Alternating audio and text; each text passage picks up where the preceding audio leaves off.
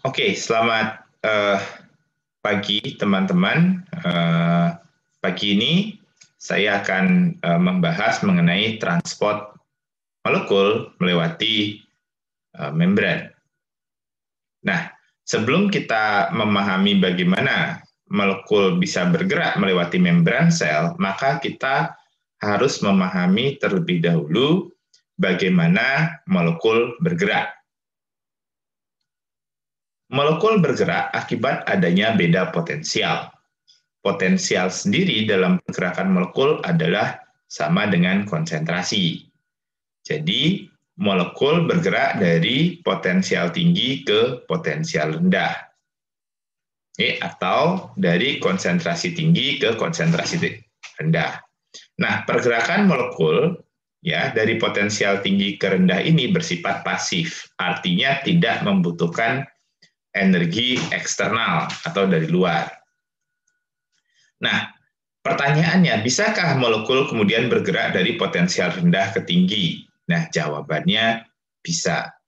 Pergerakan molekul ya melawan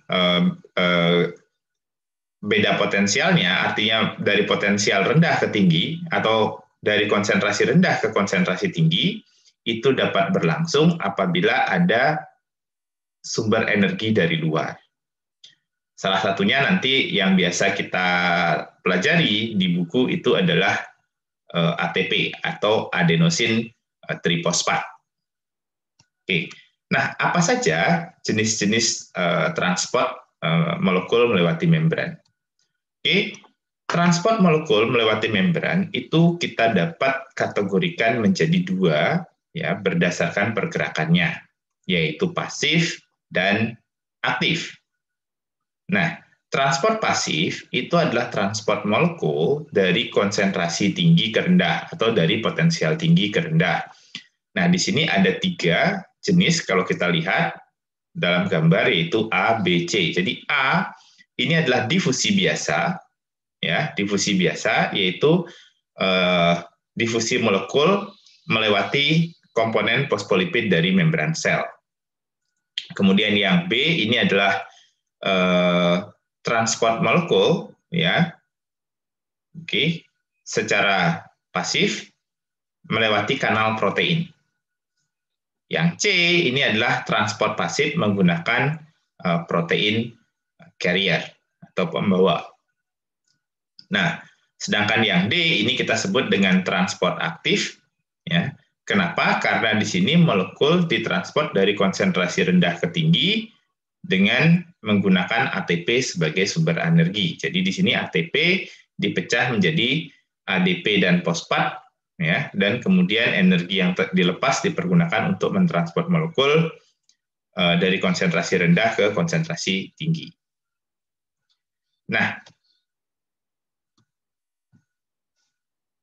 molekul apa saja yang bisa bergerak menembus fosfolipid? Nah, kita tahu bahwa fosfolipid nih ya, membran sel itu bersifat nonpolar bagian tengahnya. Jadi, molekul-molekul yang bisa menembus fosfolipid dari membran sel atau kita kenal juga dengan istilah difusi biasa, ya, itu adalah molekul yang bersifat hidrofobik atau bersifat nonpolar. Nah, apa saja? Nah, di sini contohnya adalah gas. Misalnya CO2, oksigen, nitrogen, itu dengan mudah bisa menembus komponen fosfolipid. Kemudian ada etanol di sini. Nah, ada juga molekul yang bisa menembus secara parsial, artinya dia tidak benar-benar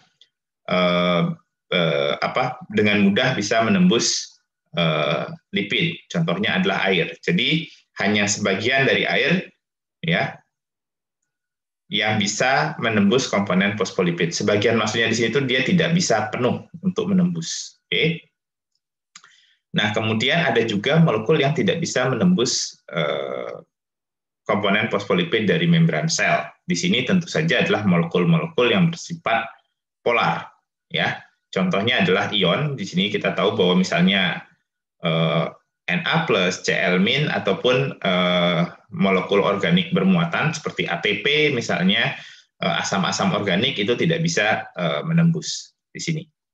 Nah, molekul lain adalah molekul polar tidak bermuatan, misalnya adalah glukosa, terus asam amino polar itu tidak bisa menembus fosfolipid. Nah, terus bagaimana pola laju difusi dari zat-zat yang yang bergerak secara pasif melewati membran. Jadi kalau kita lihat kurvanya, ya, jadi ini adalah perbedaan konsentrasi atau gradien konsentrasi dan ini adalah laju difusi, maka kurvanya akan berbentuk linear seperti ini. Oke, jadi semakin tinggi perbedaan konsentrasinya atau gradiennya, maka laju difusinya akan meningkat.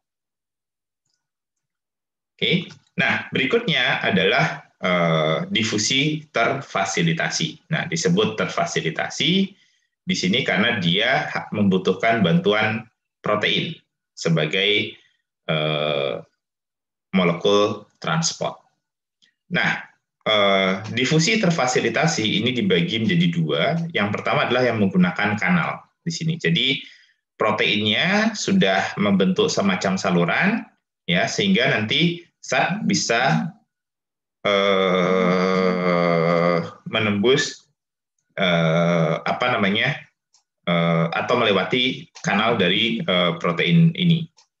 Nah, kemudian yang B ini adalah menggunakan protein carrier. Jadi kita lihat kalau dia menggunakan protein carrier, di sini protein itu akan berubah bentuk ya ketika molekul yang ditransport menempel pada protein tersebut.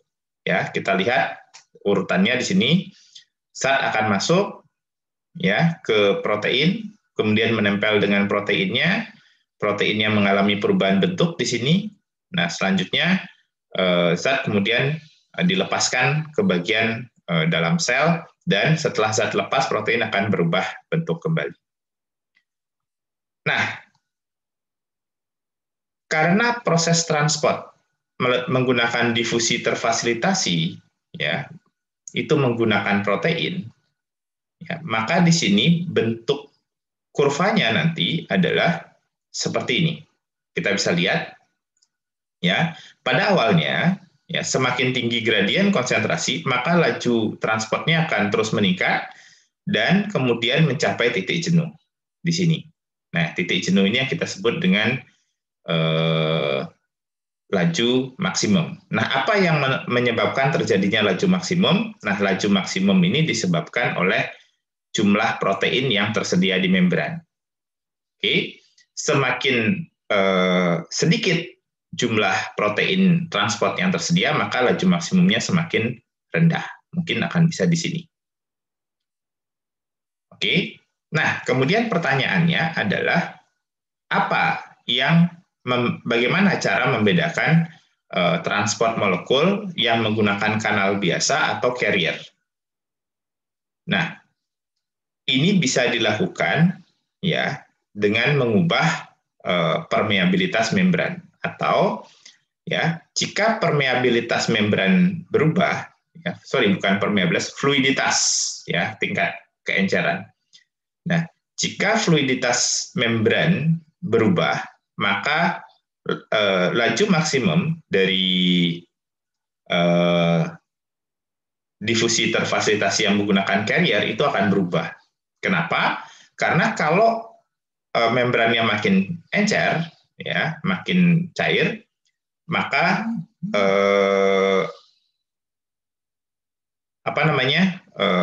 protein itu akan lebih mudah bergerak.